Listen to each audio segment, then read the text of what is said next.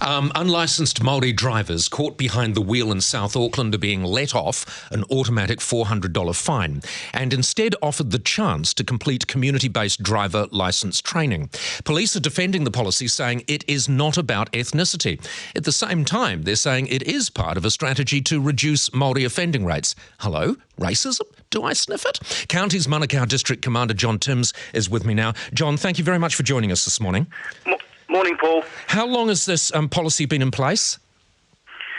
Well, I guess it depends what policy you're talking about. I mean, compliance for everybody has been around for many, many years. Yeah.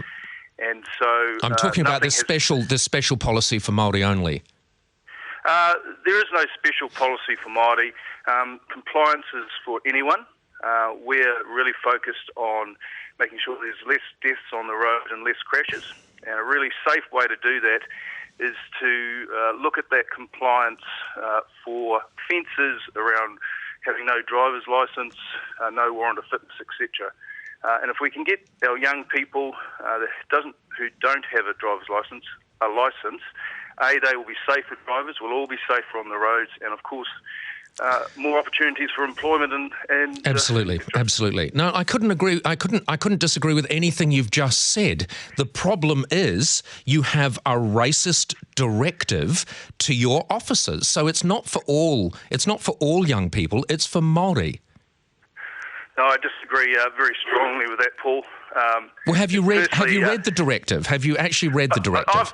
I have read it. Who wrote it? Who wrote it? Well, it's come from my district, so I take responsibility for it.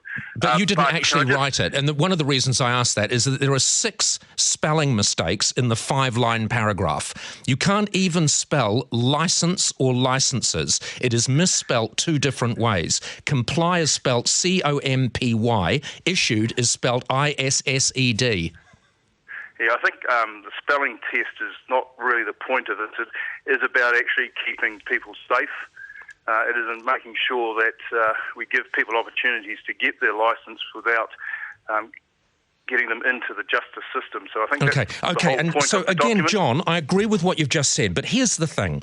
This directive starts with 2 words, all Maori. It doesn't say all young people. It's not giving officers, the ability to make a decision on the spot. It says all Maori drivers detected driving without licences or in breach of a licence condition should be given compliance. Yeah, I mean, you're right with what you say. But the reason it talks about Maori in that document, it relates to turning of the tide.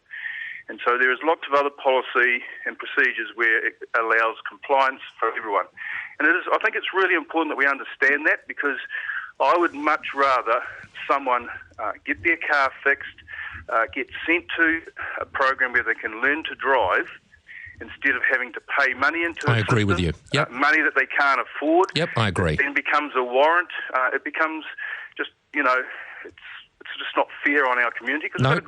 John, I agree. What you're actually doing is positive policing, and it's a lot harder than just issuing a $400 fine. And so I, to a degree, applaud what you're doing. But you cannot have pieces of paper like that which imply racism. Will you change this?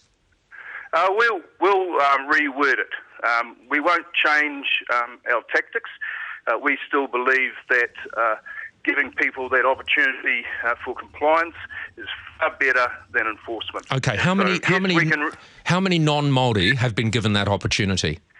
Because this interview is short notice, Paul, I haven't got those stats, but I can get them for you today or in the next couple of days. No, you're too busy to be doing that. I just wonder, can you tell me, have any non-Maori been given this opportunity? Yes.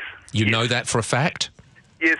All right. I think it's really important, John, that you do change the wording on that, because, you're doing a damn good job and your heart is in the right place and your policy is actually in the right place, but we cannot have racist-based laws in this country.